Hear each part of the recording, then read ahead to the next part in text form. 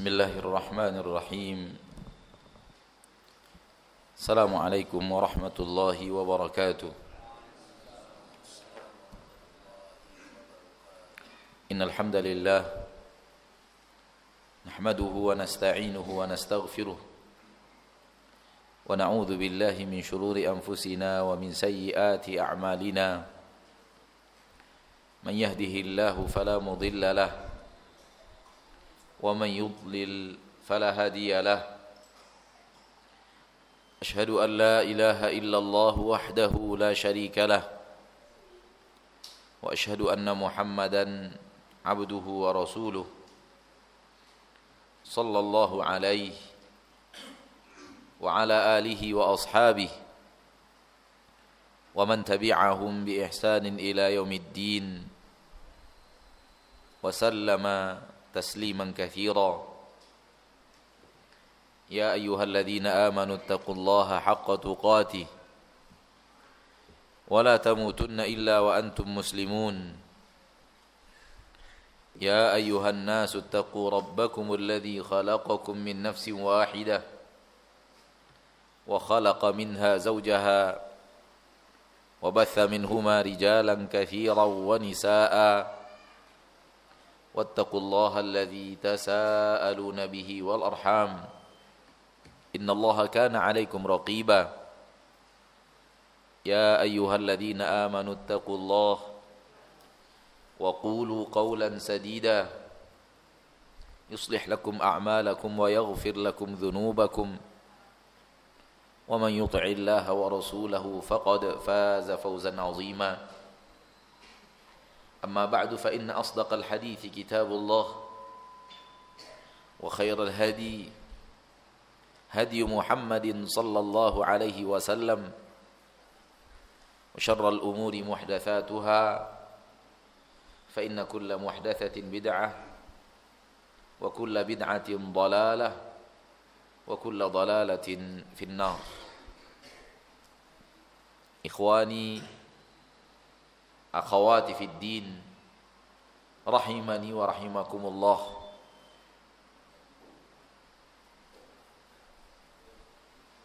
Allah tidak pernah bosan mencurahkan rahmat dan nikmatnya kepada kita. Setiap hari, setiap jam, setiap menit dari kehidupan kita bergelimang dengan rahmat dan nikmat Allah subhanahu wa ta'ala yang tiada terhingga jumlahnya, yang tiada tara, anugerah yang luar biasa banyak,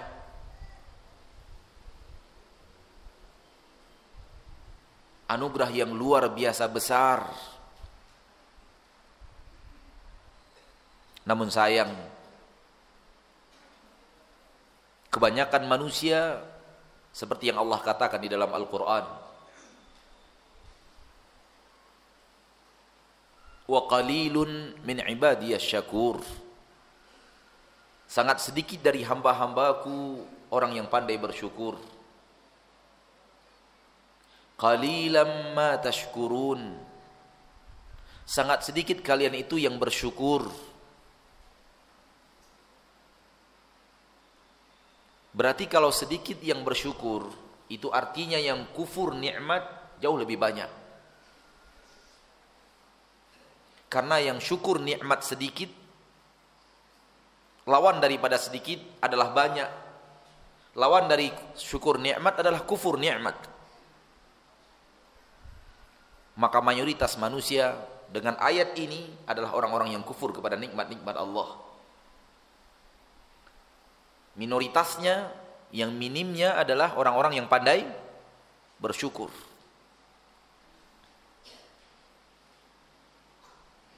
Mari kita introspeksi diri kita. Sejauh mana kita sudah mensyukuri rahmat dan nikmat Allah?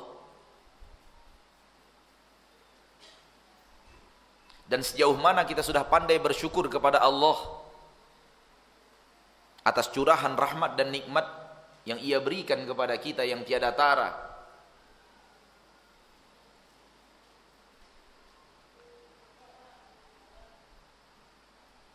Bersyukur atas rahmat dan nikmat Allah bermula dari kepiawaian kita melihat datangnya rahmat dan nikmat. Kalau kita tidak pandai melihat datangnya rahmat dan nikmat, otomatis kita tidak pandai bersyukur. Kalau kita pandai melihat rahmat dan nikmat Allah datang, insya Allah, walau tidak pasti, kita pandai menjadi hamba yang bersyukur.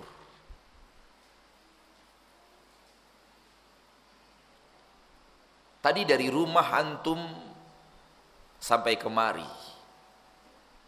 naik sepeda motor, naik mobil, ada yang 10 menit, ada yang 15 menit, atau mungkin ada yang setengah jam. Dan sekarang antum sudah berada di ruangan ini, di Yayasan Darul Hadis Payakumbuh. Pernahkah antum mulai dari saat antum datang tadi sampai sekarang merasa di dalam hati ini, sampainya saya di masjid ini adalah karena rahmat dan nikmat Allah yang tiada tara? Ayo masing-masing kita introspeksi diri. Dan jujurlah kepada diri sendiri. Apakah kita merasa bahwa sampainya kita di tempat pengajian ini, sampainya kita di tempat daurah ini, murni rahmat nikmat Allah yang tiada tara? Bukan karena kehebatan kita, bukan karena kemahiran kita mengendalikan sepeda motor atau mobil, bukan karena kehati-hatian kita, tapi murni rahmat dan nikmat Allah.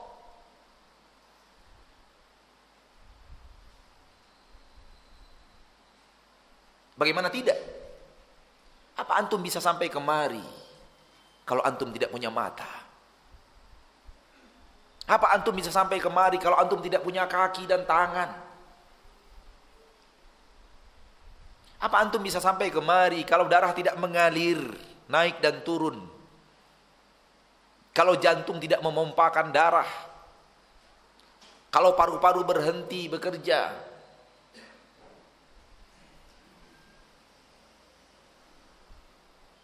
Kalau oksigen habis di permukaan bumi seketika, sampaikah kita ke sini? Tolong jawab. Bisa sampai kita ke sini? Tidak bisa. Itu artinya sampainya kita kemari murni anugerah dari Allah yang tiada tara.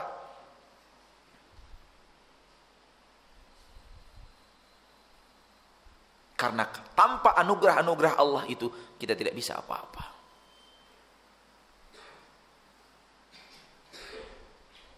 Bahkan kita tidak bisa hidup hanya untuk takaran 1 menit, 2 menit. Kalau Allah cabut satu saja nikmatnya dari kita bernama jantung.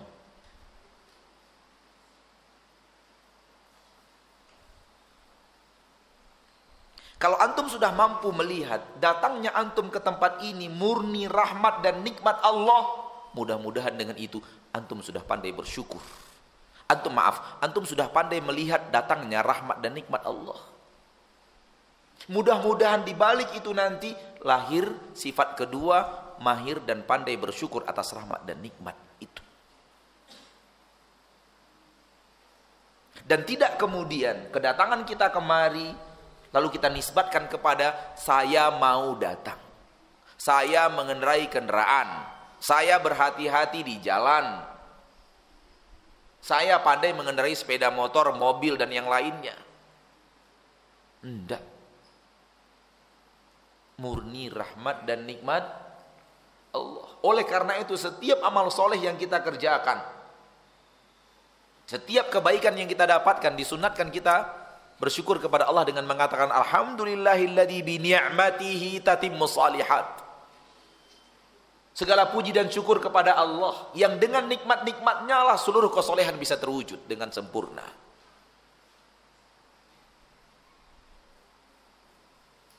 Tapi kalau antum tidak merasakan itu, afwan, Antum belum pandai melihat rahmat dan nikmat Allah dengan baik dan benar. Kalau antum belum pandai melihat rahmat dan nikmat Allah dengan baik dan benar, antum belum akan mampu bersyukur kepada Allah dengan syukur yang benar. Kalau kita masih merasa sebuah pekerjaan adalah murni kepandaian dan kepiawaian kita, berarti di hati kita masih ada kesombongan.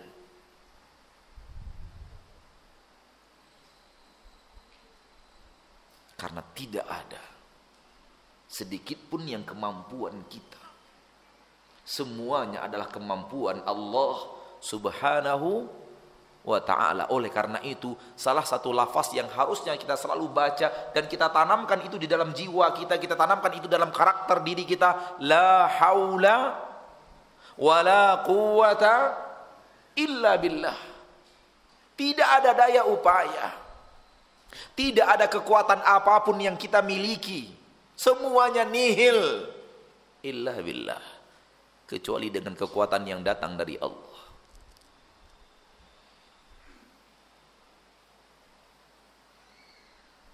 Seorang wanita yang memasak di dapur, dan kemudian setelah dihidangkan kepada tamu-tamu mengatakan masakannya lezat, dan dia merasa pandai memasak, dan itu tidak ada hadir di dalam hatinya, itu adalah anugerah Allah yang luar biasa. Dia menggunakan rahmat dan nikmat Allah yang luar biasa. Dia menggunakan tangan, dia menggunakan lidah, dia menggunakan kaki, dia menggunakan mata, dia menggunakan paru-paru, dia menggunakan pankreas, dia menggunakan darah, dia menggunakan tulang, dia menggunakan jantung untuk sampai kepada hidangan yang seperti itu.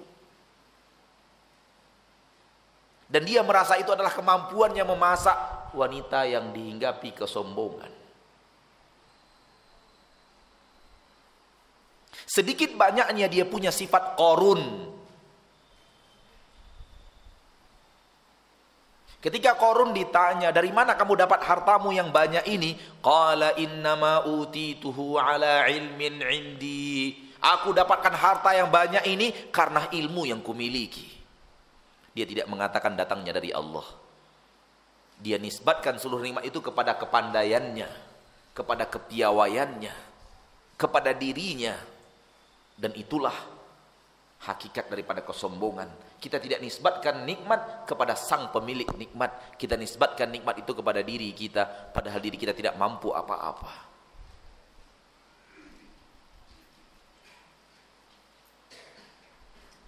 Mudah-mudahan perlahan tapi pasti kita semakin mahir melihat datangnya rahmat dan nikmat Allah. Kalau semakin mahir kita melihat datangnya rahmat dan nikmat Allah, semakin mudah-mudahan semakin pandai kita bersyukur kepada Allah.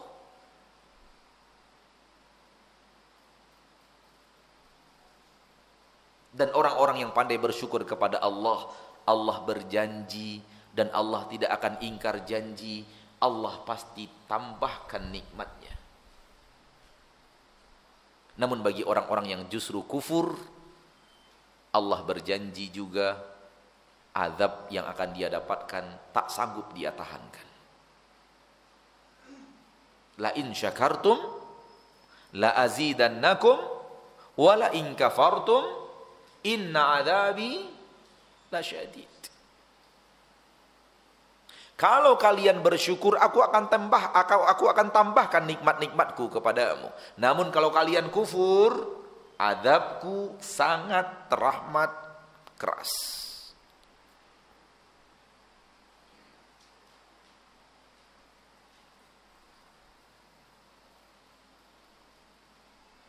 Maka kehadiran kita di sini murni rahmat dan nikmat Allah, dan bersyukurlah kepadanya. Yang menggerakkan hati kita untuk hadir ke majelis taklim adalah Allah. Yang memudahkan kita untuk memahami kebenaran sebagai kebenaran, kemungkaran sebagai kemungkaran adalah Allah. Yang memberikan kita semangat untuk hadir di barisan orang-orang yang ingin membela sunnah Rasulullah adalah rahmat dan nikmat Allah.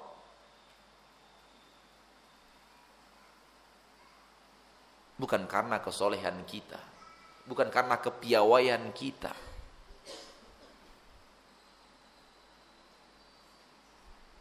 Saudaraku, saudariku kaum muslimin wal muslimat rahimani wa rahimakumullah. tema kita menuju taman-taman surga.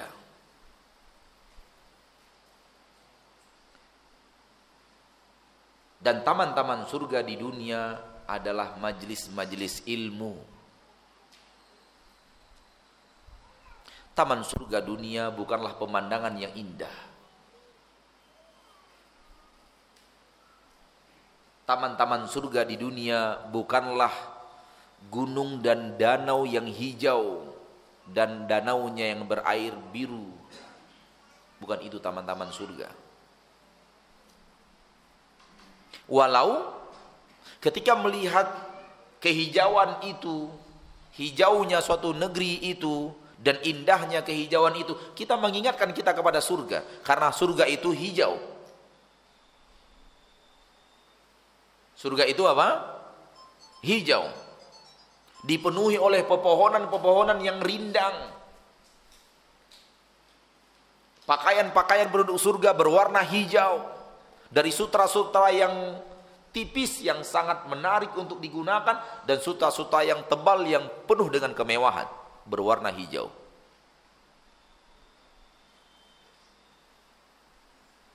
Pepohonannya yang sangat rindang berwarna hijau, sehingga surga dinamakan di dalam bahasa Arab jannah. Jannah itu artinya kebun. Karena surga mayoritas diisi oleh pohon-pohon yang berwarna hijau.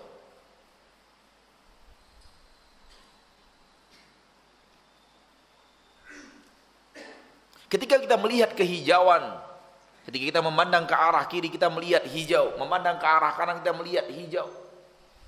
Pemandangan yang indah menakjubkan mata. Yang harusnya kita lihat, begini indahnya pemandangan dunia, bagaimana gerangan di surga Allah. Walaupun hijau itu membuat kita ingat surga, dan ini yang selalu ana kumandangkan, dan ini yang selalu ana nasihatkan kepada kaum muslimin dan muslimat, kita harus berbeda memandang pemandangan yang indah dengan orang-orang yang bukan muslim. Kalau orang-orang yang bukan muslim memandang pemandangan yang indah, dia hanya terpaku dengan indahnya pemandangan yang dilihat dengan matanya. Kalau hanya sampai di situ pemandangan mata kita, afwan, mata antum dengan mata orang kafir kok sama? Harusnya berbeda.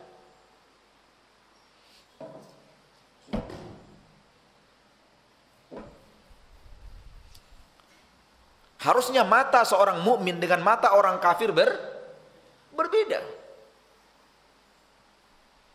Apa yang membedakan mata orang mukmin menatap kehijauan, keindahan alam, dia langsung ingat kepada surga.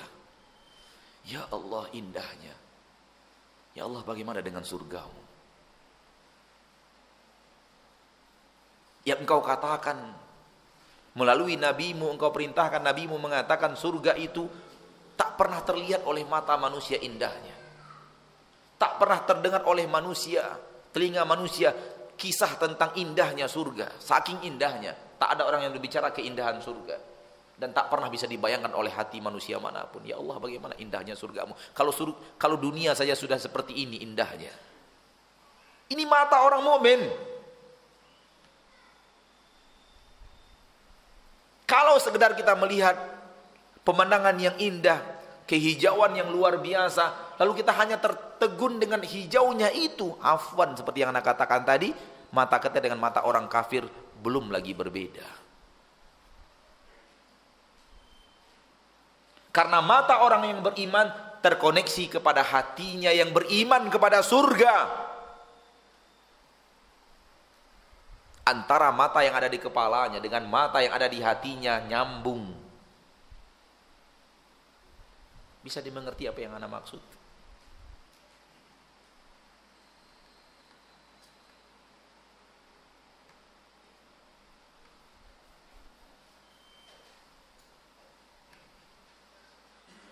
Berlatihlah kita untuk mengkoneksikan antara mata yang ada di kepala dengan mata yang ada di hati. Kita memiliki dua mata. Mata zahir ini dia. Mata batin di dalam dada. Orang kafir yang mati itu, yang buta itu mata hatinya. Yang aktif itu mata zahirnya. Oleh karena itu Allah katakan tentang mereka, fa innaha la ta'mal absaru walakin ta'mal qulubul lati fis suduri. Sesungguhnya bukan mata mereka yang buta itu adalah apa yang ada di dalam dada.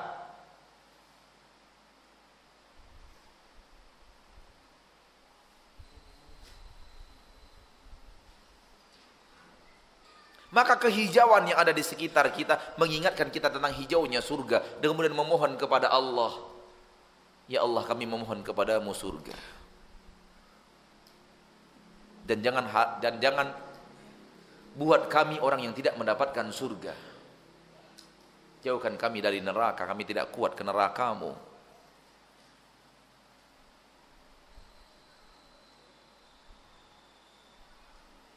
Namun walaupun keindahan yang luar biasa mengingatkan kita kepada surga Allah Tabaraka wa Ta'ala, bukan itulah taman-taman surga di dunia. Taman-taman surga di dunia adalah majelis-majelis ilmu.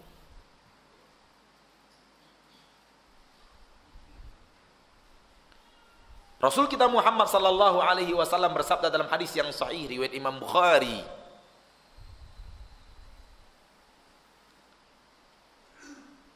"Idza marartum bi riyadil jannati farta'u." Kalau kalian melewati taman-taman surga, kalau kalian melewati taman-taman surga, farta'u. Makna dasar dari rota'a yarta'u adalah hewan ternak yang sedang merumput. Kita melihat hewan ternak sedang merumput, mengambil makanan dari rerumputan, itu bahasa Arabnya rota'a yarta'u. Merumputlah, ambil manfaat dari taman-taman surga itu. Karena taman surga mesti hijau, di situ ada dedaunan yang bisa dimanfaatkan untuk kesehatan dan rezeki yang luar biasa. Ambil manfaat dari taman-taman surga itu. Qalu wa ma riyadul jannati ya Rasulullah. Para sahabat bertanya, apa itu taman-taman surga ya Rasulullah? Qala, Rasulullah menjawab, taman surga adalah hilaqudz dzikr. Halaqah dzikir. Sekelompok orang yang sedang berzikir kepada Allah. Para ulama tafsir, para ulama hadis mengatakan makna hilaqudz dzikr majalisul ilm, majelis-majelis ilmu. Bukan seperti yang diyakini oleh sebagian orang, memahami dengan pemahaman dia majelis-majelis zikir adalah kita ngumpul zikir rame-rame. Bukan itu. Walaupun nama mereka disebut dengan majelis zikir, di dalam hadis adalah majelis zikir, akan tetapi para ahli hadis memahami hilaqudz dzikri itu bukan mengelompok lalu kemudian berzikir dengan satu suara, bukan itu. Para ulama hadis mengatakan makna hadis adalah majalisul ilm, majelis-majelis ilmu. Dan ini adalah bahagian daripada majelis yang kita menyampaikan ilmu di dalamnya, walillahil hamd. Dan mudah-mudahan ini adalah taman daripada tamannya surga. Kenapa bukan kehijauan? Kenapa bukan pemandangan indah yang dikatakan Nabi sallallahu alaihi wasallam sebagai taman surga di dunia? Kenapa justru duduk bersimpuh, bersila di suatu tempat 2 jam, 3 jam mendengarkan orang berbicara satu arah? Justru itu yang disebut Nabi SAW sebagai taman-taman surga. Pernahkah kita berpikir ke arah itu? Pernahkah kita mentadabburinya? Apa hubungannya antara majelis ilmu yang dilihat dari luar lebih banyak capek dan anehnya, dikaitkan dengan taman surga namanya, sementara pegunungan yang indah, danau yang indah, air sungai yang mengalir di antara pepohonannya yang rindang tidak dikatakan Nabi sebagai taman-taman surga? Walau dia mengingatkan kita ke surga, Wallahu ta'ala a'lam.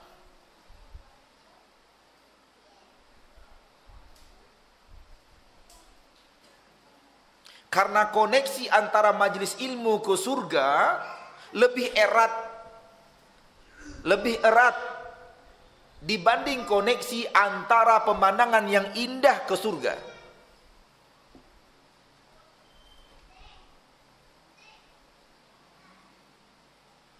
Apa koneksi yang ana maksud? Koneksi tanaman-tanaman, taman-taman yang indah, pemandangan yang indah kepada surga, koneksi zahir. Sementara koneksi majelis ilmu ke surga Allah, koneksi batin. Dan batin selalu menang apabila dihadapkan dengan yang zahir. Keindahan pemandangan, keindahan mata yang ada di kepala. Sementara keindahan majelis ilmu, keindahan hati.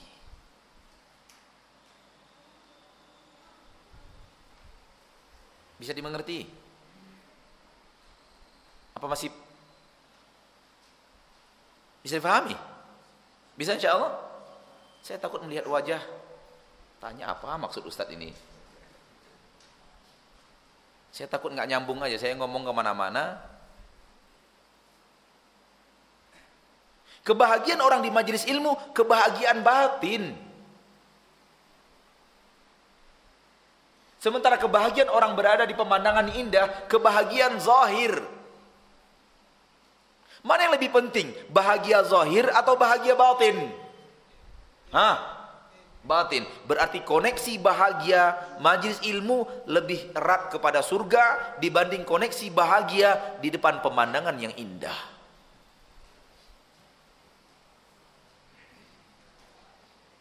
Karena batin apabila berlawanan dengan yang zahir kalah. Selalu yang menang adalah batin.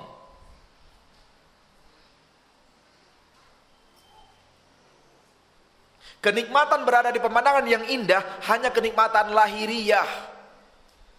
Sehingga orang kafir pun menikmatinya. Sementara kenikmatan di majelis ilmu adalah kenikmatan rohaniyah yang tidak akan pernah Allah berikan kepada orang kafir manapun. Allah hanya berikan kepada manusia-manusia pilihan. Manusia-manusia khusus. Yang duduk di majelis ilmu lebih dia cintai daripada duduk di sebuah pemandangan indah di dunia manapun.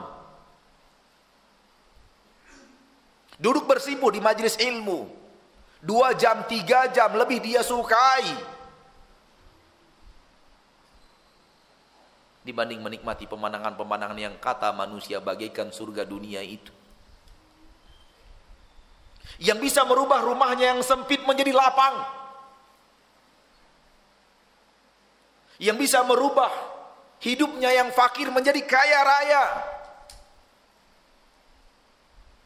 Karena di sini dia rasakan.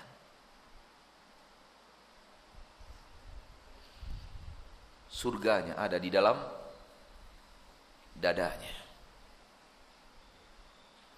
Karena dia orang yang rajin duduk di surga, di taman-taman surganya dunia.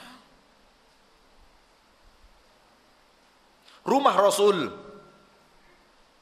Nabi kita tercinta Muhammad sallallahu alaihi wasallam, dibandingkan rumah kita nggak ada apa-apanya. Rumah Rasul dibanding rumah kita. Kata Hasan Al-Basri rahimahullah, rahmatan wasi'ah, murid para sahabat, dan Hasan Al-Basri orangnya tinggi. Kata Hasan Basri, kalau saya jinjit, saya bisa memegang plafonnya rumah Nabi. Kira-kira berapa meter ya itu? 2 meter. Orang agak tinggi jinjit berapa meter kira-kira? Paling ya 2,2, 2,3 lah gitu. Itu tinggi plafonnya.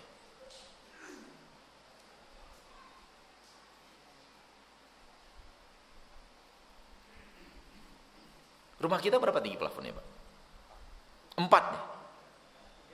Udah 2 lantai itu di zaman Rasul.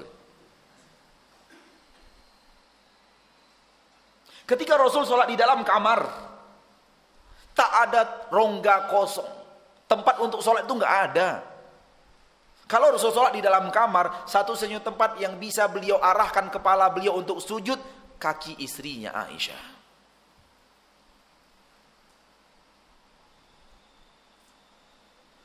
Sehingga Nabi sholat, istrinya tertidur di depan tempat sujud itu kaki Aisyah. Nggak ada tempat lain. Bukan menyengaja harus ke kaki istri, itu nggak ada sunnahnya.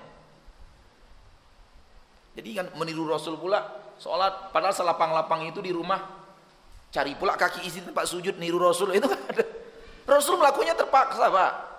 Nggak ada rongga lain, nggak ada ruang lain di rumah, di kamar itu, nggak ada lagi, habis, sempit.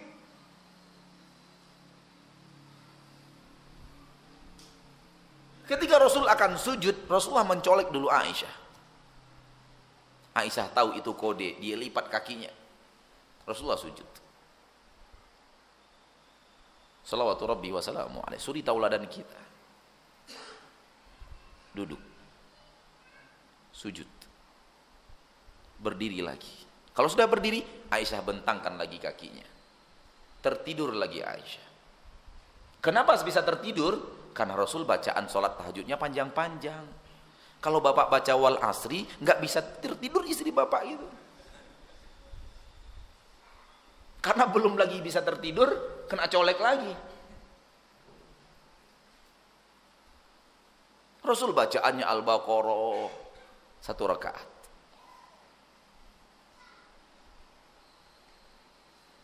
Maka wajar Aisyah tertidur. Dicolek lagi oleh Nabi, dilipat lagi. Dalam hadis-hadis, beberapa hadis yang sahih dalam masalah itu. Sekaligus menunjukkan bahwa bersentuhan kulit antara laki dan wanita tidak membatalkan wudhu. Karena Rasulullah dengan sengaja mencolek kaki Aisyah. Kalau itu membatalkan wudhu, harusnya wudhu Rasulullah sudah batal. Maka dalam hal ini, pendapat yang lebih kuat adalah bersentuhan kulit, sekedar bersentuhan kulit antara laki dan perempuan tidak membatalkan wudhu. Maksudnya? Suami istri muhrim apa tidak? Muhrim suami istri.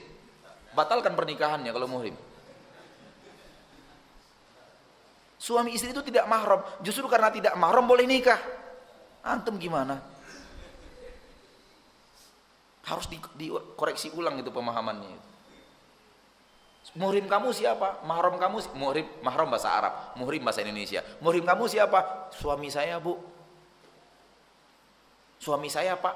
Itu bukan muhrim, itu bukan mahram. Mahram itu adalah lelaki yang haram nikah dengan wanita itu. Siapa dia? Abangnya, adiknya, ayahnya, anaknya, omnya, cucunya, menantunya. Itu lelaki yang haram menikah dengan seorang wanita. Kalau suaminya nggak mahram, nggak muhrim, bukti nggak muhrim bisa nikah. Tapi lisan kita terlalu latah untuk mengatakan suami adalah mahram. Itu tidak mahram, Pak. Namun punya kelebihan-kelebihan yang lebih daripada mahram dalam beberapa hal. Baik, kita lanjutkan. Masalah kita adalah rumah Rasul kita begitu sempit, tapi menurut Rasul kita rumah itu begitu lapang. Kenapa? Lapangnya ada di sini.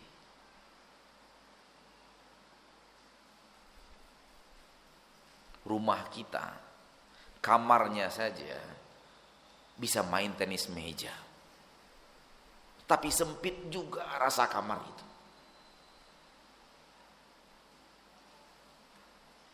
Kenapa? Sempitnya ada di sini. Jadi soal lapang dan sempit itu bukan perkara rumah itu besar atau kecil. Tapi apakah hati kita lapang atau sempit?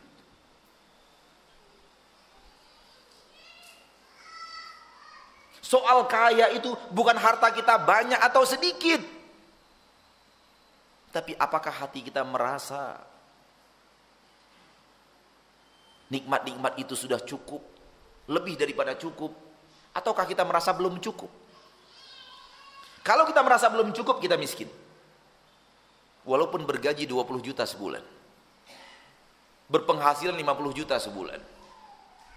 Namun kalau kita merasa sudah cukup, maka kita adalah orang kaya, walaupun gajinya hanya 1,5 juta sebulan.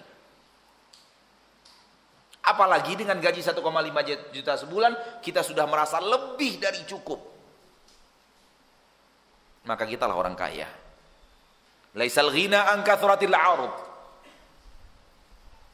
Innamal ghina ghinan nafs. Bukanlah kaya itu engkau punya harta yang melimpah ruah, kata Nabi. Bukan itu yang kaya. Kaya itu ada di dalam jiwa. Kaya itu ada di dalam jiwa.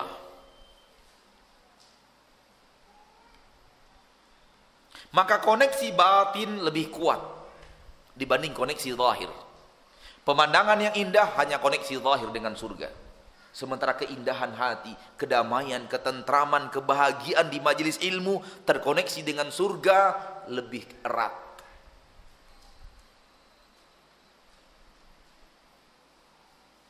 Makanya orang-orang yang menikmati alam yang indah belum tentu akan menjamin dia masuk surga di akhirat.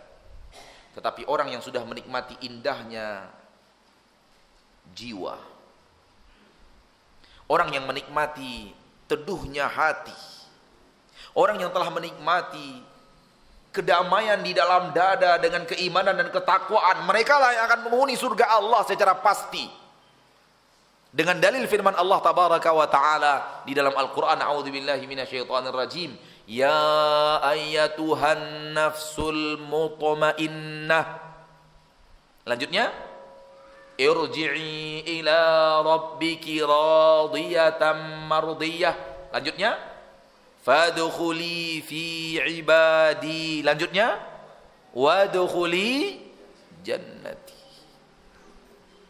Wahai jiwa-jiwa yang tenang, wahai jiwa-jiwa yang tentram, wahai diri yang telah memiliki ketenangan dan ketentraman jiwa,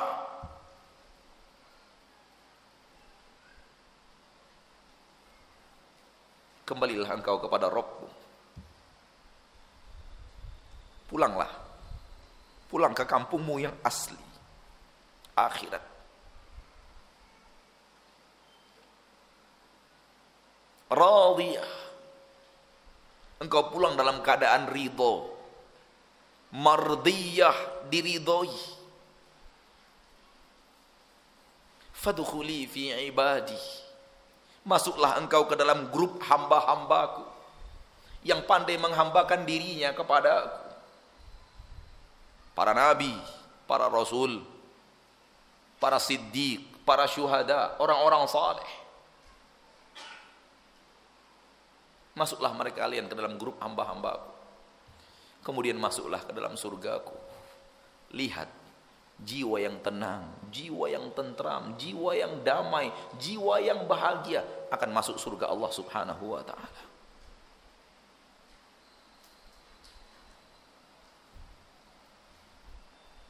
Dan ketenangan jiwa itu, ketentraman jiwa itu bermula dari sini. Dari sini. Sini yang saya maksud bukan masjid ini ya. Dari majelis-majelis ilmu seperti ini. Dari taman-taman surga seperti ini.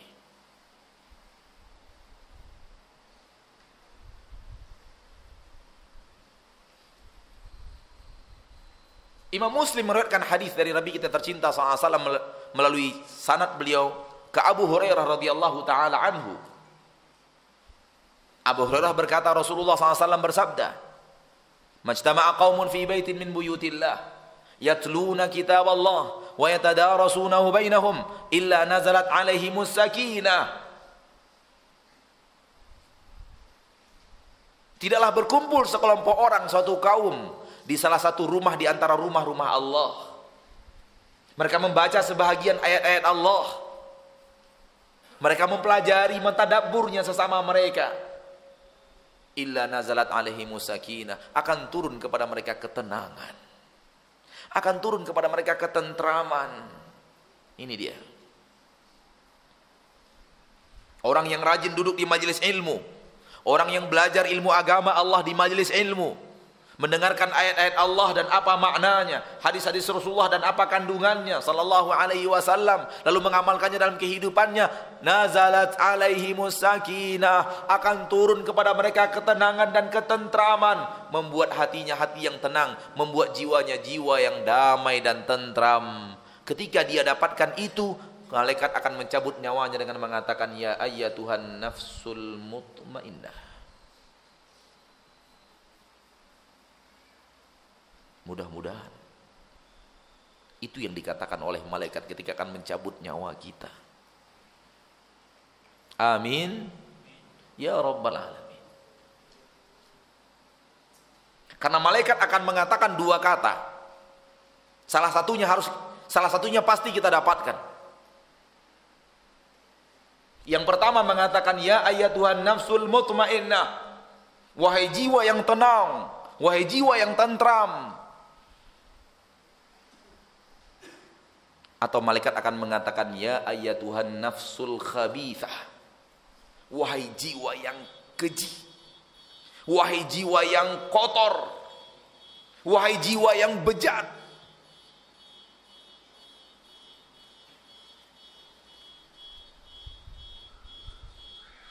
Dan dari sekarang kita harus menata hidup kita. Kita harus menata hidup kita dengan serius dan ikhlas, menempuh jalan yang dengannya mudah-mudahan Allah mengutus malaikatnya mengatakan kepada kita, ya ayyatuhan nafsul mutmainnah.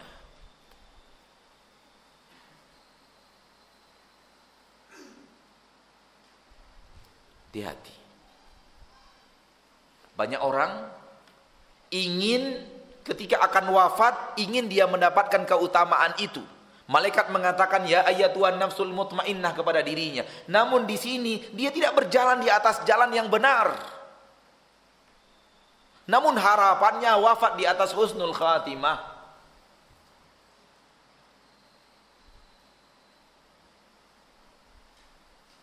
Ada atau tidak di tengah-tengah kita orang yang seperti itu? Banyak ya? Yakin? Dia berjalan di atas jalan yang akan mengantarkannya kepada su'ul khatimah, namun cita-citanya dapat husnul khatimah. Kalaulah boleh kita sedikit kasar kepada dia, kita akan mengatakan, mas, salah jalan.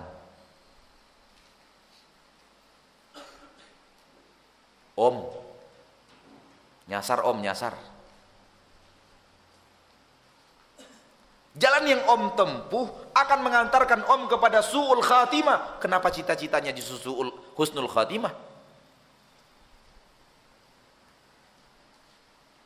Sama dengan wanita-wanita yang tiap hari pergi kerja pakai rok di atas lutut sedikit aja di atas lutut, 1 jengkal. Kan sedikit 1 jengkal itu. Tiap hari begitu.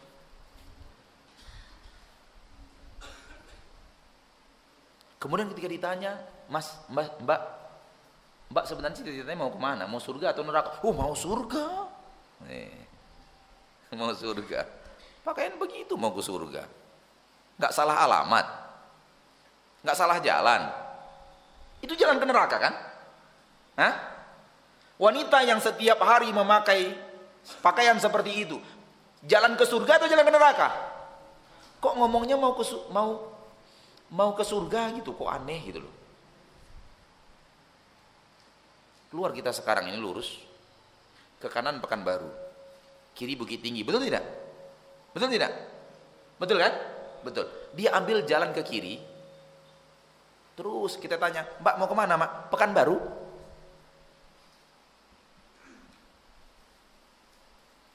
Masuk akal nggak? Masuk akal nggak? Menurut syaitan masuk akal. Dan itu dihembuskan kepada mereka pelaku maksiat, sehingga masuk akal bagi pelaku maksiat. Dia berjalan di atas jalan ke neraka, tujuannya surga.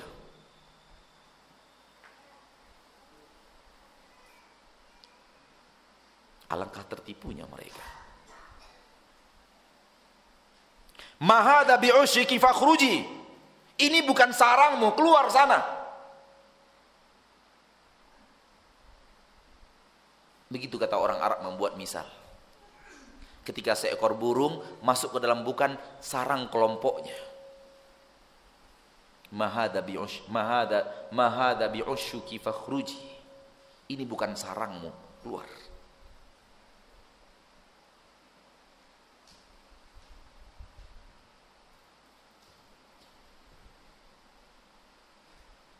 Engkau bukan orang-orang yang sedang menginginkan surga, keluar dari rombongan itu. Jangan ngomong-ngomong ingin ke surga. Kalau tiap hari tebar paha. Saya masih ingat, Pak. Saya masih ingat, Bu.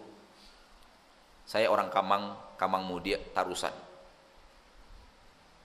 Ketika saya kecil, tak ada seorang pun wanita di kampung saya berani pakai celana panjang.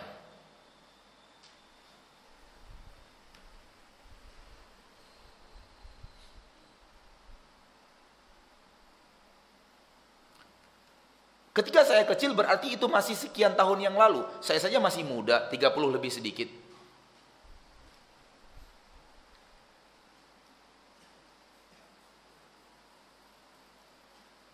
Berarti kejadiannya sekitar 30 tahun yang lalu kan? Atau 25 tahun yang lalu kan? Itu di kampung saya tak ada wanita yang berani pakai celana panjang. Nggak tahu kalau di sini di kampung di Payakumbuh ini tahun itu sudah berani atau tidak. Karena dulu menurut saya Payakumbuh lebih modern daripada kampung saya.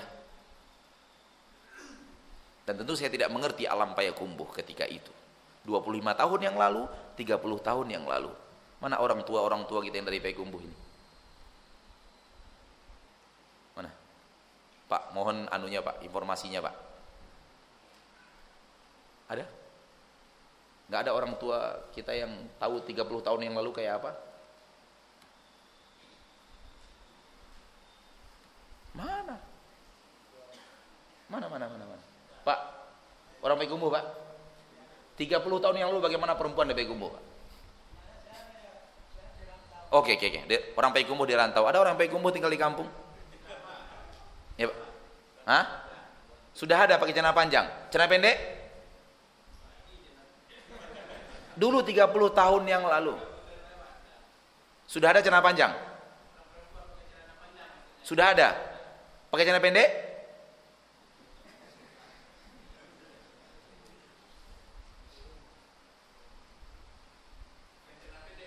Iya, pakai celana pendek. Keluar rumah pakai celana pendek seperti yang sekarang.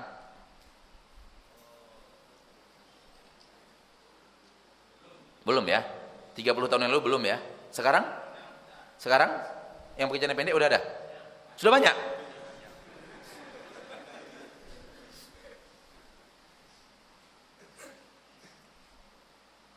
Satu generasi dikipas kita oleh orang kafir.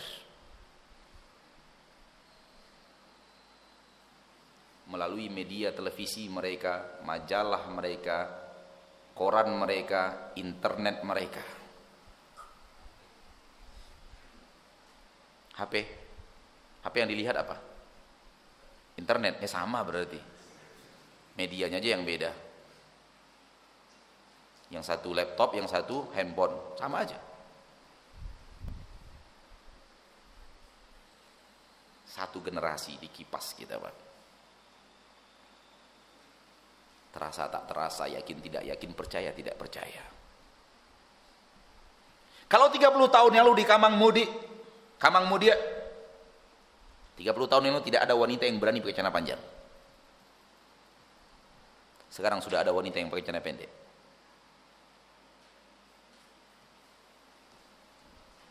Satu generasi saja. Generasi ibu kita muda nggak ada yang berani pakai celana panjang. Bukan generasi ibu kita, maaf. Generasi kakak saya. Ketika dia muda nggak berani pakai celana panjang. Berarti generasi kakak kan generasi saya kan. Datang generasi ponakan. Sudah pakai celana panjang, bahkan pakai celana pendek. Ini realita pahit untuk kita.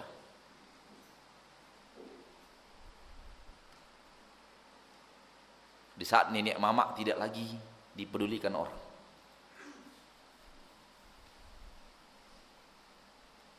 Di saat orang alim ulama tidak lagi punya kekuatan apa-apa.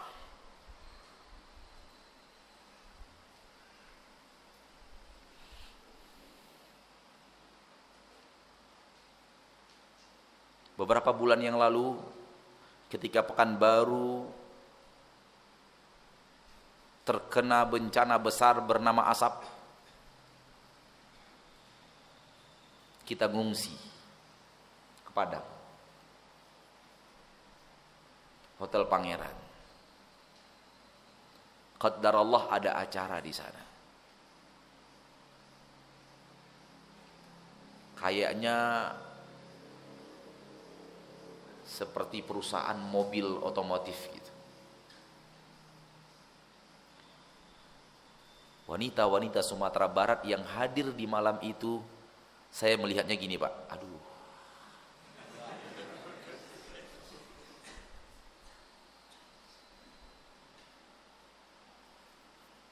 Pakaiannya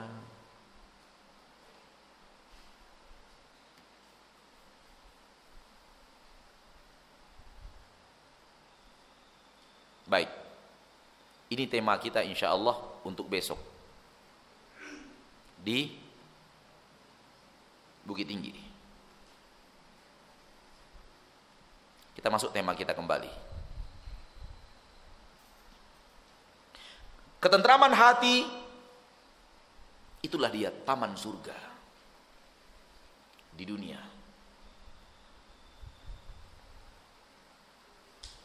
Sehingga kata para ulama, yang tidak pernah merasakan taman-taman surga di dunia tidak akan masuk taman-taman surga di akhirat.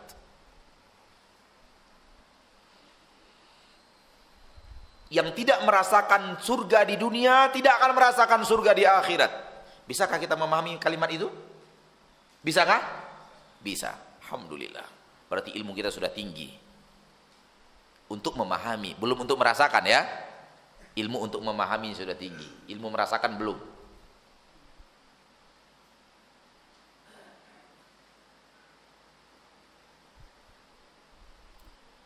Ilmu kalau diamalkan akan menenteramkan jiwa, akan mendamaikan hati, akan menenangkan gejolak jiwa, akan menenangkan gundah gulana, akan membawa kita sabar sesabar-sabarnya, akan membawa kita ridho seridho-ridhonya. Itulah dia kedamaian dan ketentraman hati dan jiwa di bumi Allah. Dan itu hanya untuk orang-orang yang berilmu dan mengamalkan ilmu.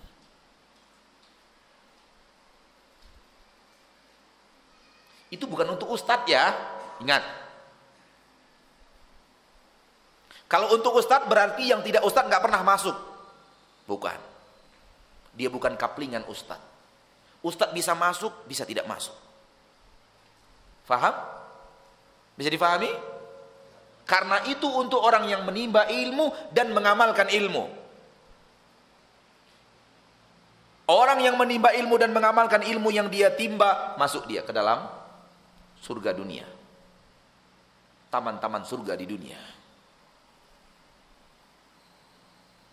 Namun apabila dia berilmu tidak mengamalkan ilmu, mahadha bi'usyiki fakhruji, ini bukan sarangmu, keluar sana. Atau dia beramal tidak berilmu, mahadha bi'usyiki fakhruji, ini bukan sarangmu, keluar. Sampai dia menimba ilmu dan mengamalkan ilmu. Oleh karena itu janji-janji Allah kepada orang-orang yang akan Allah berikan surga adalah orang-orang yang beriman dan beramal saleh.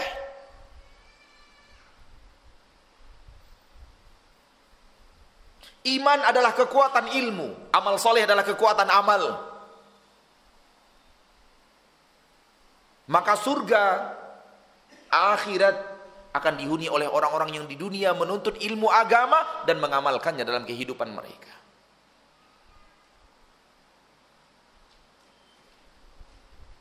Dari mana bermula taman-taman surga itu? Dari majelis ilmu. Karena tanpa menghadiri majelis ilmu, mustahil bisa beramal yang benar. Itu nggak bisa, Pak. Karena beramal agama bermula dari menuntut ilmu agama. Oh, tiba-tiba dia dapat malam Lailatul Qadar, berubah langsung jadi ulama. Dusta besar. Lalu kemudian buat alasan, saya dapat ilmu yang tidak tekstual naskah Al-Quran, langsung dapat ke hati, ilmu iblis.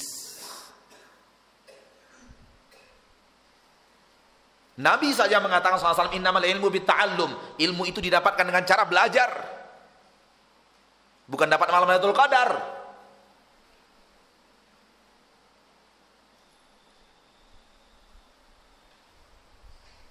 Abu Hurairah harus menahan lapar untuk pergi menemani Rasul kemanapun Rasul pergi, menghafalkan kata-kata beliau, sampai tidak sempat mencari nafkah. Berbulan-bulan dan bertahun setelah Rasul tiada, beliau pergi ke sahabat-sahabat Rasul bertanya dan menghafalkan apa yang mereka katakan dari Rasul tercinta Muhammad Sallallahu Alaihi Wasallam bertahun-tahun sampai menjadi orang yang berilmu, bukan dapat malam Lailatul Qadar.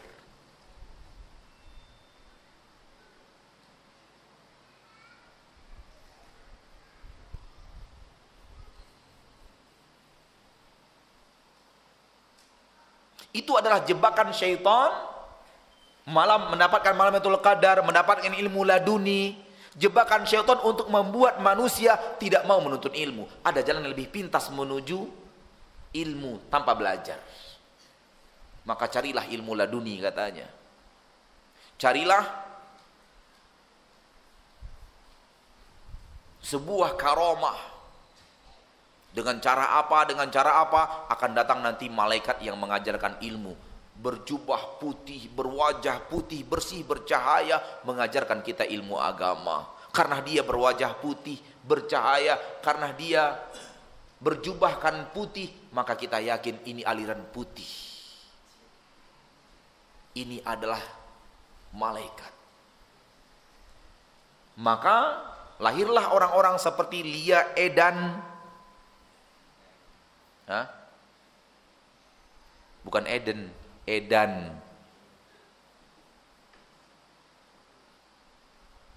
Yang katanya ketemu dengan malaikat. Ngaku-ngaku malaikat Jibril.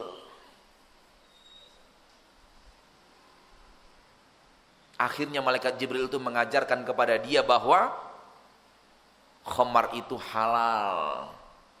Udah pasti bukan malaikat Jibril lah tuh. Udah pasti musuh malaikat Jibril itu yang datang itu. Betul tidak? Sehingga rumah mereka boleh dihuni oleh anjing. Dan jilatan anjing itu tidak lagi najis.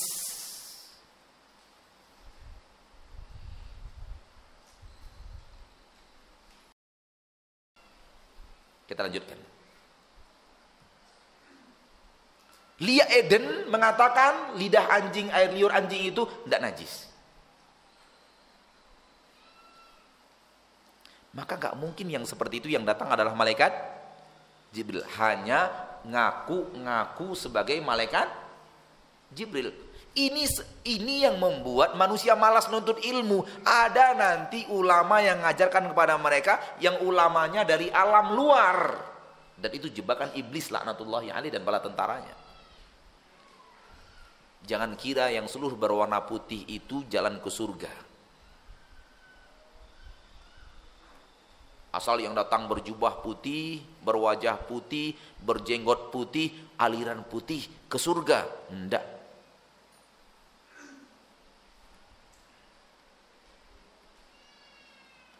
Jalan ke surga sudah diajarkan oleh Nabi. Kalau yang mengajarkan kepada jalan ke surga itu berwarna hitam bajunya, tetap saja jalan ke surga. Jalan ke neraka sudah diajarkan Nabi Sallallahu Alaihi Wasallam. Kalau yang mengajarkan jalan ke neraka itu berjubah putih, berserban putih, tetap saja jalan ke neraka. Jalan ke surga sudah diajarkan oleh Nabi SAW. Walaupun yang mengajarkannya berbaju batik, tetap saja jalan ke surga. Jalan ke neraka sudah diajarkan oleh Nabi, ini dia jalan ke neraka. Yang mengajarkan itu walaupun berjubah,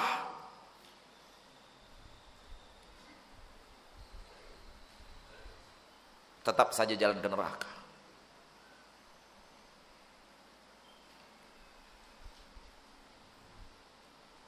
Innamal ilmu bitta'allum. Ilmu itu dituntut dengan cara belajar. Gak bisa dapat begitu aja. Haddatsani qalbi an rabbi. Hatiku menerima wahyu langsung dari Rabbku. La ilaha illallah Muhammad Rasulullah. Ada orang-orang yang berani berkata begitu di zaman sekarang. Dia mendapatkan langsung dari Allah Subhanahu wa ta'ala. Bahkan Nabi Rasul kalah. Rasul pakai malaikat Jibril, dia nggak perlu malaikat Jibril. Langsung dari dia ke Allah. Kan nampak itu. Apanya yang nampak? Kebatilannya. Nggak perlu malaikat Jibril bahkan untuk menuntut ilmu agama. Rasul saja Nabi Muhammad perlu malaikat Jibril. Dia nggak perlu lagi malaikat Jibril. Hebat kali. Saya takut karena terlalu hebat, nggak sampai ke surga, kebablasan, Pak. Paham nggak maksudnya? Ini surga, karena terlalu hebat, nggak sampai ke surga, kebablasan gitu, ke neraka lagi. Karena kalau tidak ke surga artinya kemana? Ke neraka. Dalam bahasa saya, dalam bahasa guyonan, orang-orang yang beramal soleh, kata dia beramal soleh, tapi tidak mengikuti amal soleh yang diajarkan Rasulullah SAW, saya takut bukan surga yang dikatakan Rasul, surga mereka. Namun kebablasan dari surga Rasul itu masuk ke neraka lagi. Karena jalan ke surga yang benar adalah jalan diajarkan Nabi Muhammad, Rasul kita Muhammad Sallallahu Alaihi Wasallam. Baik, kembali kita kepada topik bahasan kita adalah kita semua ingin ke surga. Kita mulai dari taman-taman surga yang ada di dunia, yaitu ilmu, majelis ilmu. Di sanalah kita mengerti jalan mana yang harus kita tempuh untuk ke surga. Karena kalau tanpa duduk di majelis ilmu,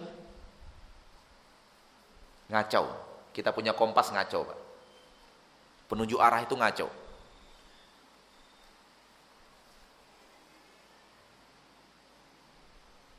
Sehingga dia tidak menuju arah yang benar ke surga.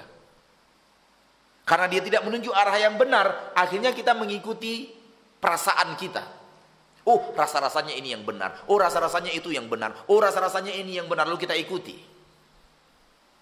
Ya, kalau ketepatan benar. Kalau ketepatannya tidak.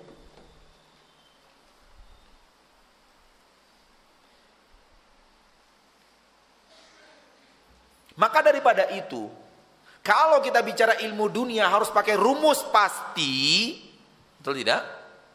Mau membangun masjid ini pakai rumus pasti tidak?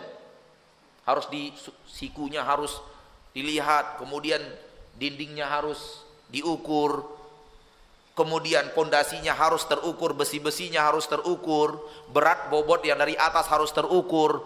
Kalau membangun masjid ini saja yang sekecil ini pakai ilmu pasti, bagaimanakah lagi membangun istana di surga?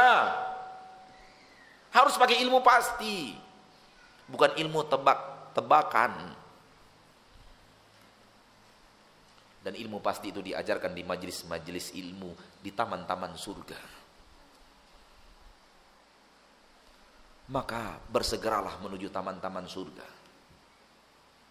Bergeraklah selalu menuju taman-taman surga. Dan Allah telah mudahkan taman-taman surga untuk kita nikmati. Kita tidak perlu capek-capek melangkah ke majlis-majlis yang jaraknya sekian puluh kilo, sekian ratus kilo, sekian ribu kilo. Seperti para ulama, kita dulu harus menempuh perjalanan ribuan kilometer untuk mencapai taman surga yang mereka inginkan. Imam Bukhari dari Soviet berjalan ke Irak,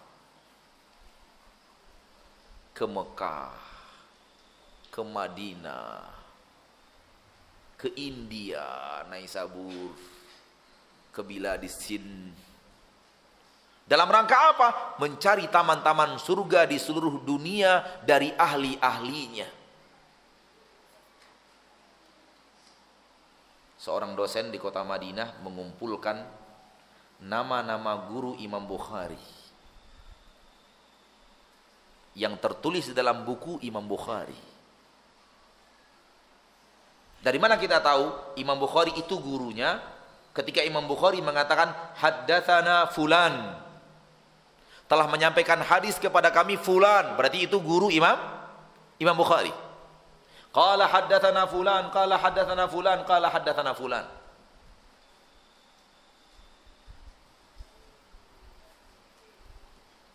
Berarti itu adalah guru Imam Bukhari.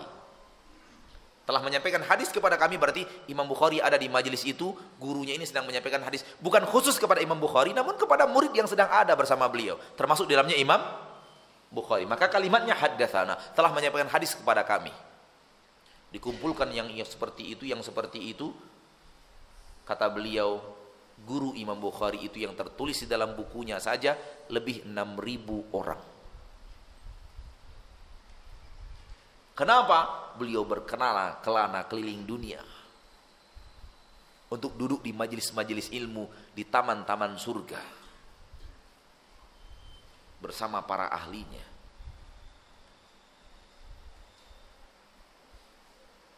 Kira-kira guru kita berapa, Pak?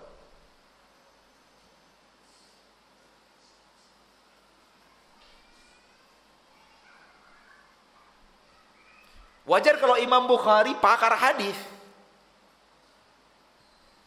Oh, seperti itu dia. Wajar kalau kita tidak pakar hadis. Karena seperti ini kita.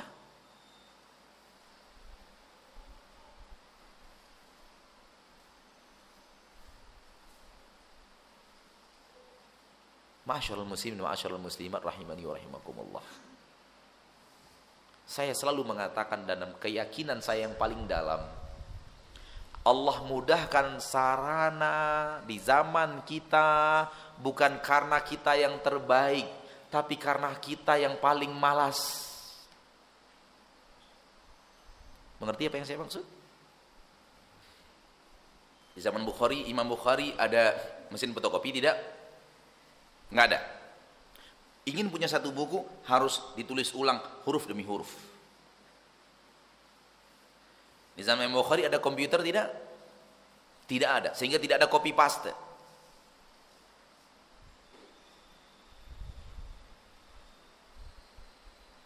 Di Imam Bukhari tidak ada sarana informatika seperti kita sekarang, televisi, internet, sehingga kalau harus pergi ke Mekah, ya memang pergi, ketemu alim ulama di Mekah yang harus berangkat.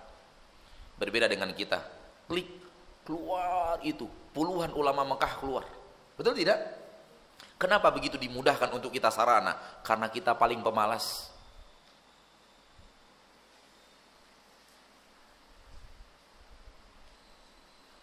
Dengan kemudahan yang begitu saja, umat Islam sekarang masih malas nuntut ilmu. Tinggal klik, klik dan klik. Dia akan melihat Syekh bin Baz berbicara, dia akan menonton Syekh Utsaimin berbicara, dia akan menonton suara-suara, mendengar suara-suara Syekh Albani rahimahullah, dia akan menonton Syekh Saleh Fauzan, Syekh Saleh Al-Haidan, dia akan mendengarkan suara Syekh Muqbil Al-Wadi'i beserta murid-murid mereka yang sangat banyak.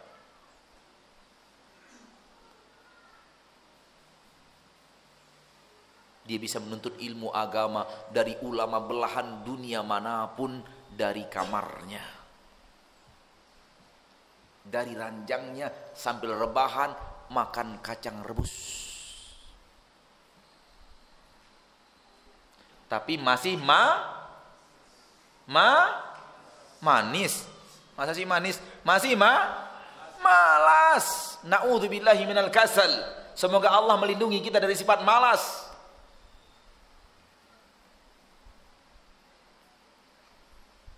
Antum mau pilih ustadz dari mana? Dari Aceh ada, dari Medan ada, Sumatera Utara, dari Pekanbaru banyak, dari Sumatera Barat ada, dari Jambi ada, dari Palembang ada, dari Bandung ada, dari Jakarta banyak, dari Surabaya banyak, dari Solo ada, dari Jember banyak. Mau pilih ustadz yang mana? Dengan gaya yang mana yang antum suka? Dari ranjang. Dapat tidak? Dapat. Tapi masih malas menuntut ilmu. Masuklah ke taman-taman surga itu agar hati kita tenang dan tentram. Dan saya berharap, walaupun saya mengatakan dari ranjang tadi, saya tidak berharap antum mendengarkan kajian di atas ranjang sambil rebahan. Insya Allah itu hanya pengganti Nina Bobo. Jangan jadikan ceramah itu hanya pengantar tidur. Ilmu itu sesuatu yang berharga, maka hadapi dengan sesuatu yang serius. Kalau ataupun harus di atas ranjang tapi di depan kita ada meja kecil begitu, lalu kemudian kajian ilmiah mulai diputarkan dan kita nulis. Oh salah ya, antum bukan dari kanan ke kiri ya, dari kiri ke kanan ya. Tulis poin-poin ilmunya, apa yang disampaikan ustadz itu. Sebagaimana antum bisa menulis poin-poin ilmiah di saat kita sekarang, hal yang sama bisa antum lakukan dari kamar. Kapanpun antum ada waktu. Akan tetapi al-malas wa ma adraka mal malas.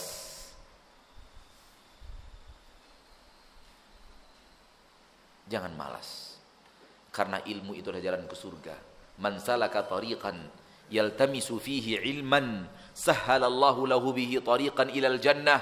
Barang siapa yang menempuh suatu jalan menuntut ilmu, dia di jalan itu, maka Allah mudahkan untuknya jalan ke surga. Maka rajin-rajinlah menuntut ilmu yang sudah Allah mudahkan untuk kita di zaman kita sekarang. Wallahu ta'ala a'lam bissawab. Kita persilahkan kepada panitia barang 5-10 menit untuk menyampaikan pesan-pesannya. Silahkan, mana panitia. Nanti setelah itu kita lanjutkan tanya jawab maksimal sampai jam 12 insyaallah ta'ala.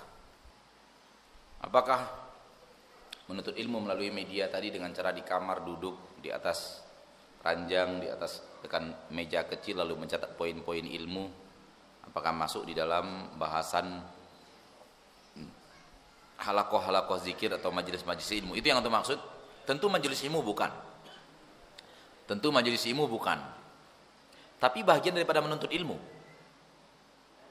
Kalau majelis ya sudah harus ada majelis.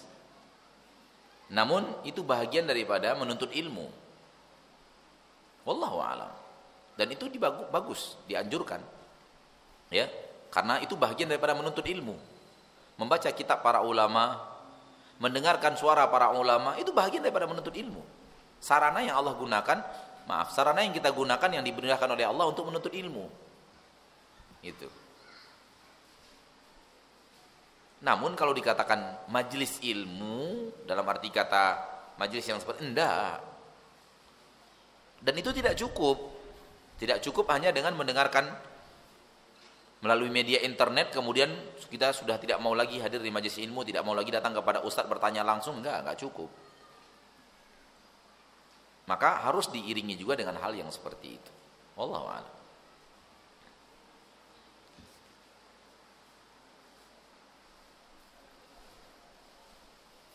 Silakan dengan pertanyaan yang lain. Silakan.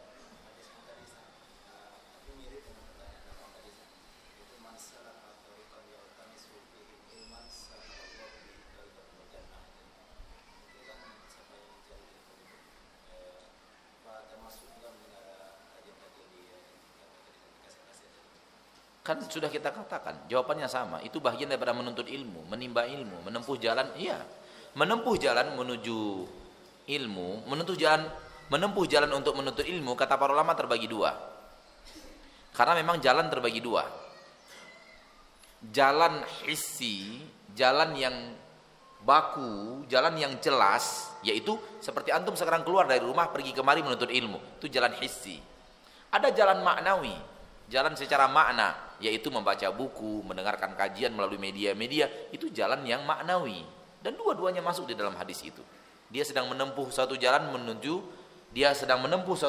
dalam menuntut ilmu.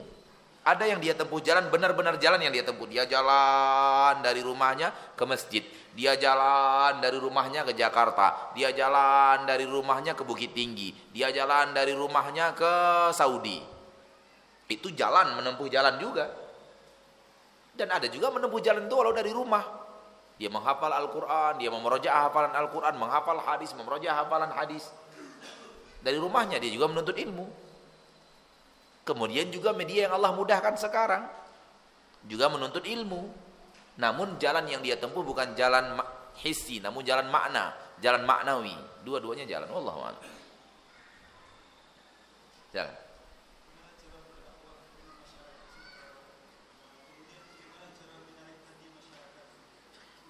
Udah cukup?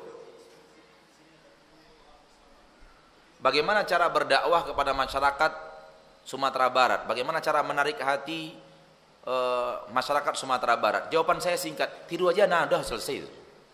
Tiru ana aja, udah selesai. Udah. Terlalu panjang untuk menjawab pertanyaan antum itu, harus begini, nggak bisa. Udah. Lihat aja saya berdakwah, nah tiru kayak gitu, dan insya Allah bisa itu. Buktinya saya laku di Sumatera Barat kan? Bukan karena saya orang Sumatera Barat. Begitu aja, nggak usah panjang-panjang. Lanjut.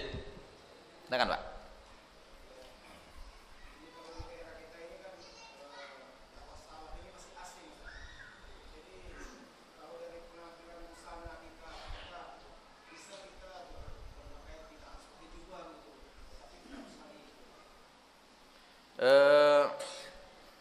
Berangkat dari kebiasaan di tengah masyarakat kita, lalu pertanyaannya adalah, bolehkah kita tidak mesti harus pakai jubah, tapi pakaian kita tetap syar'i? Itu pertanyaannya, bolehkah kita tidak pakai jubah? Kalau saya katakan tidak boleh, tampilan saya sudah menyalahi. Gak paham kayaknya. Kalau saya mengatakan tidak boleh, harus pakai jubah, penampilan saya sudah menyalahi. Paham nggak? Saya tidak pakai jubah kan? Kalau saya katakan tidak boleh, tidak pakai jubah, berarti saya harus pakai jubah dong. Lalu ayat apa, hadis apa yang mewajibkan kita pakai jubah?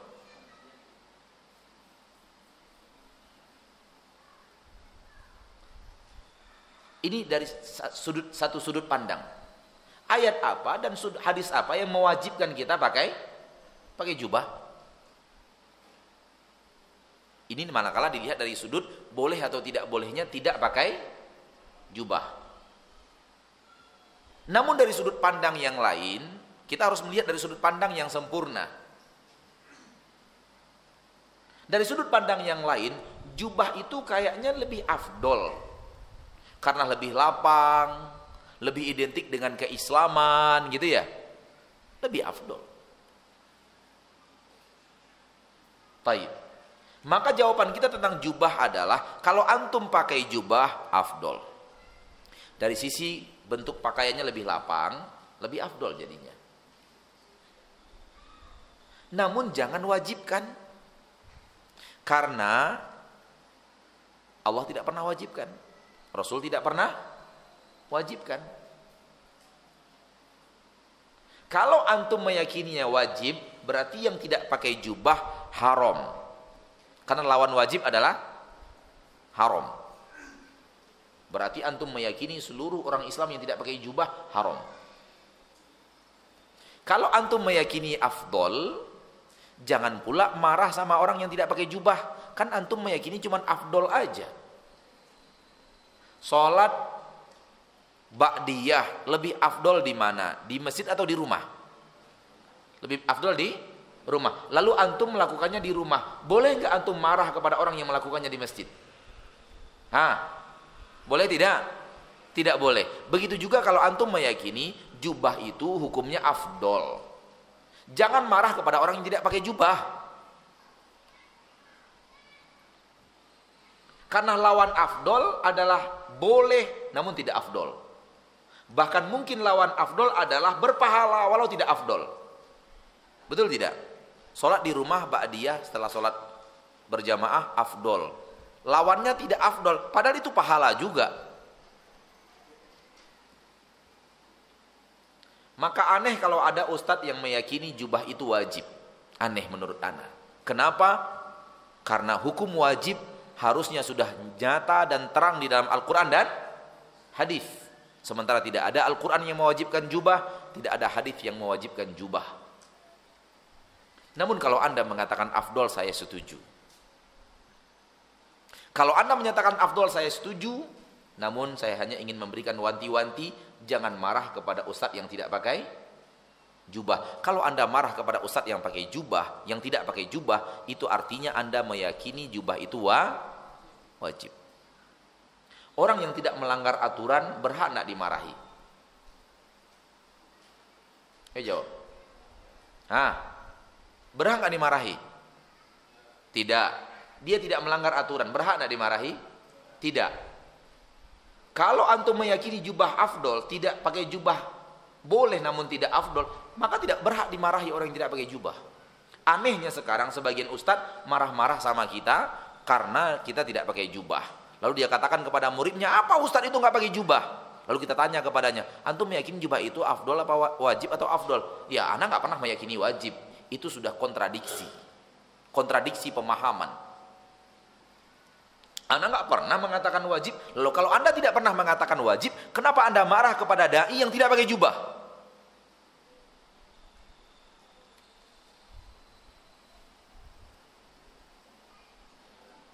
Kata mereka ya, saya hanya menukil.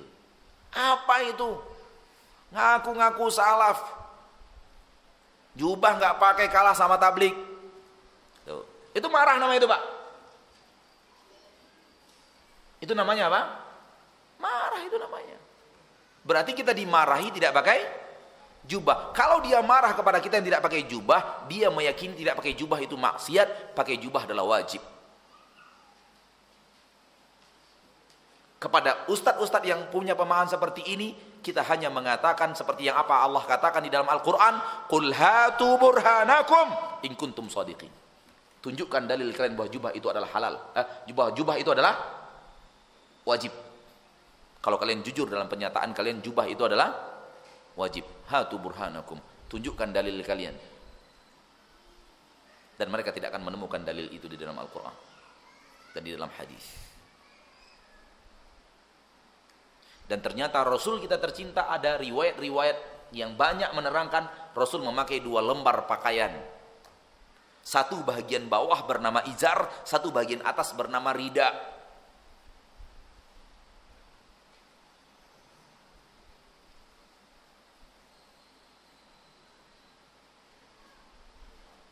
Kalau ada izar dan ada rida, berarti Rasul juga memakai pakaian yang bentuknya bukan jubah. Betul tidak?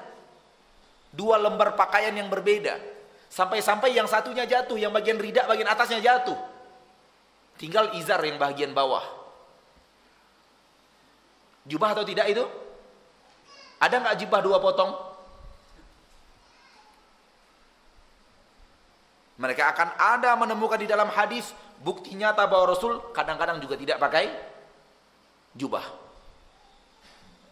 Maka mereka yang marah kepada kita tidak berjubah, kita hanya mengatakan kepada mereka seperti yang Allah katakan kepada orang-orang yang memproklamirkan hal tanpa dalil.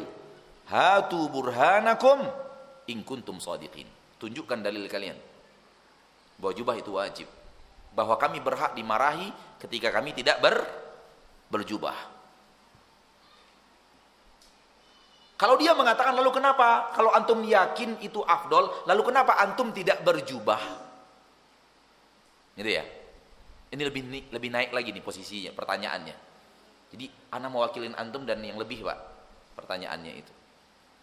Kalau antum meyakini afdol, kenapa antum tidak berjubah? Jawaban kita gampang. Kadang saya berjubah, kadang tidak.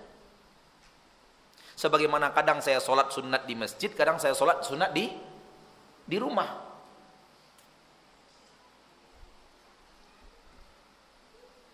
Antum nggak percaya? Silakan lihat video kita.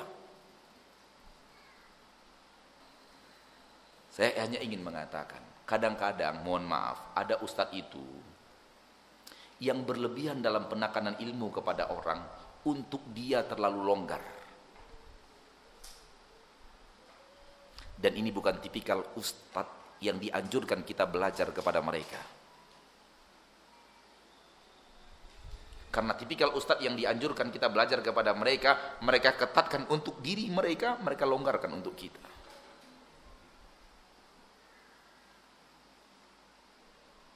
Wallahu a'lam. Silakan yang lainnya. Silakan, Pak.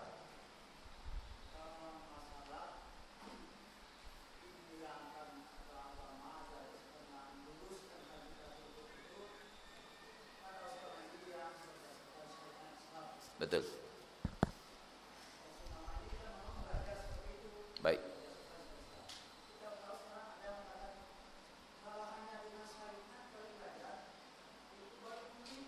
Syariat itu baru kulitnya gitu ya.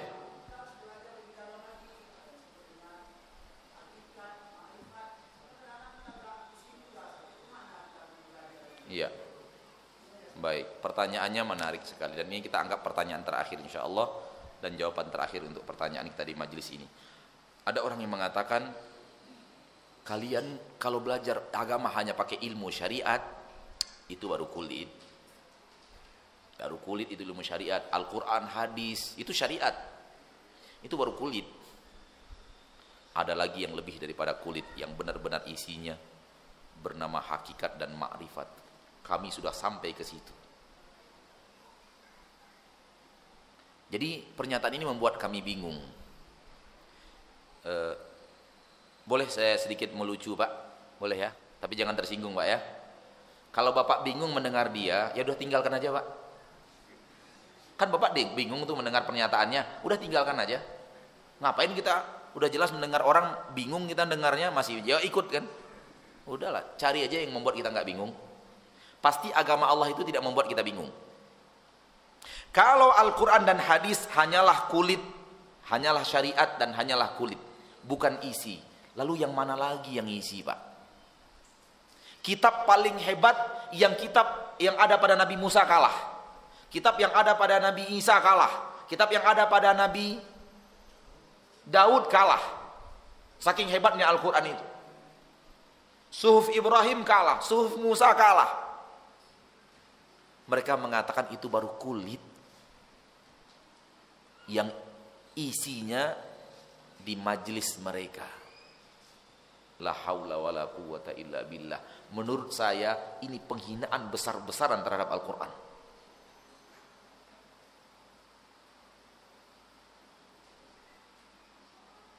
Dia mengatakan Al-Quran belum seberapa. Kecil.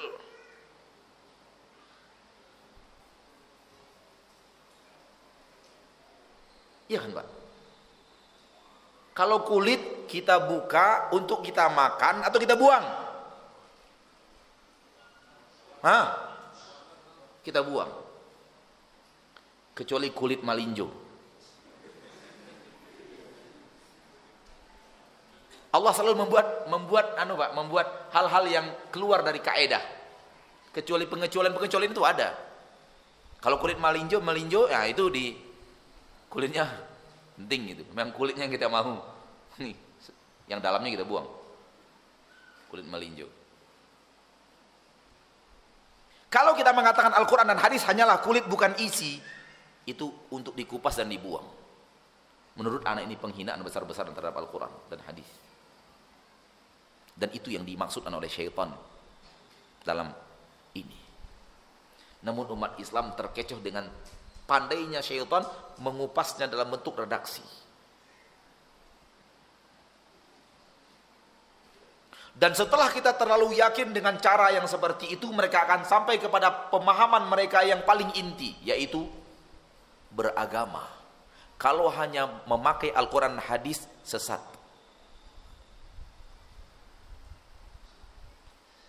Jadi tidak cukup. Dan itu kita dengar sendiri langsung dari orang yang sudah taubat dari aliran-aliran yang seperti ini. Dulu kami dididik, kalau beragama hanya pakai Al-Quran dan hadis itu sesat. La haula wa la quwwata illa billah. Rasul kita Muhammad SAW mengatakan, 2 perkara yang saya tinggalkan kepada kalian. Kalau kalian berpegang teguh dengan 2 perkara itu, kalian tidak akan sesat selama-lamanya. Al-Quran kitabullah dan sunnahku. Itu perkataan Nabi. Lihat perkataan orang ini, pegang Al-Quran, pegang hadis saja, sesat. Kontradiksi, yang satu ke sana ke barat, yang satu ke timur. Kenapa? Karena yang satu jalan ke surga, yaitu apa yang dikatakan Rasul SAW, berpegang teguh dengan Al-Quran hadis akan membuat kita tidak akan sesat untuk selama-lamanya. Yang satu jalan ke neraka, berpegang dengan Al-Quran hadis sesat, membuat dia 2 hal yang tidak pernah bisa bertemu. Makanya diskusi dengan orang yang seperti ini nggak pernah kelar. Menurut dia, kita hanya tahu kulit, belum tahu isi. Sementara isi yang dia punya, nggak berani juga dia omongkan di depan kita. Itu yang payah. Kadang kita minta, Pak, mana yang isi itu? Coba terangkan kepada saya. Kata dia, belajar dulu, belajar. Kamu nanti kalau sudah lama kamu belajar, tahu kamu nanti. Nggak mau juga dia nerangkan kepada kita. Pak, taruhlah saya nggak tahu isi. Tolong saya kasih saya isi, Pak. Tolong isi saya, Pak. Nggak mau juga dia. Kenapa? Karena ditanamkan kepada mereka pembicaraan ini tidak boleh dibicarakan di depan umum. Dan itu trik setan. Supaya yang mendengarnya hanya orang-orang yang mudah untuk dipengaruhi. Adapun kalau dibicarakan di depan umum, kelihatan sesatnya.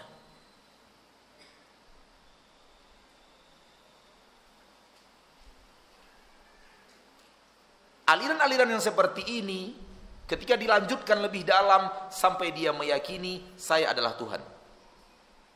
Saya memukul, yang memukul itu adalah Tuhan. Saya memegang, yang memegang itu adalah Tuhan. Saya meninju, yang saya meninju itu adalah Tuhan. Sampai ada yang tobat dari aliran seperti ini, ketika dia mau keluar rumah, Tuhannya dia datangkan. Tuhan setan. Dilihatnya bagaimana jalan menuju kampungnya. Oh, aman, jalan dia.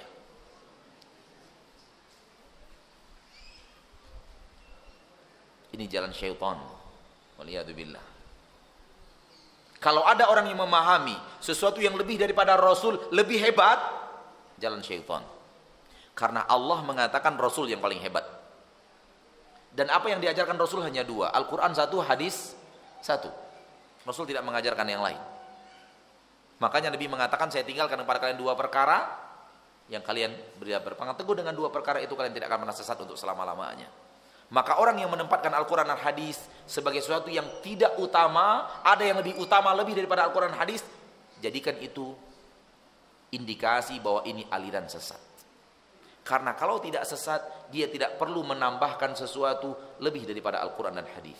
Karena seluruh kebenaran sudah ada di dalam Al-Quran dan hadis. Seluruh yang kita butuhkan untuk sampai ke surga sudah ada di dalam Al-Quran dan hadis. Al-yawma akmaltu lakum dinakum wa atmamtu alaikum ni'mati wa raditu lakumul Islam madina. Hari ini kata Allah, telah kusempurnakan untuk kalian agama kalian. Yang ada di dalam Al-Quran, yang ada di dalam hadis, semuanya telah sempurna. Nabi mengatakan, tidak ada lagi kebaikan yang belum saya ajarkan kepada kalian, dan tidak ada lagi keburukan yang belum saya larang kalian melakukannya. Cukup sampai sini. Sallallahu wasallam wa baraka wa an'ama ala abdihi wa rasulih Muhammad.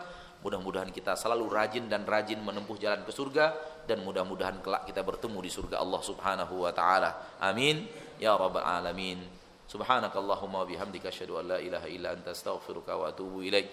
Walhamdulillahirabbil alamin. Wassalamu alaikum warahmatullahi wabarakatuh.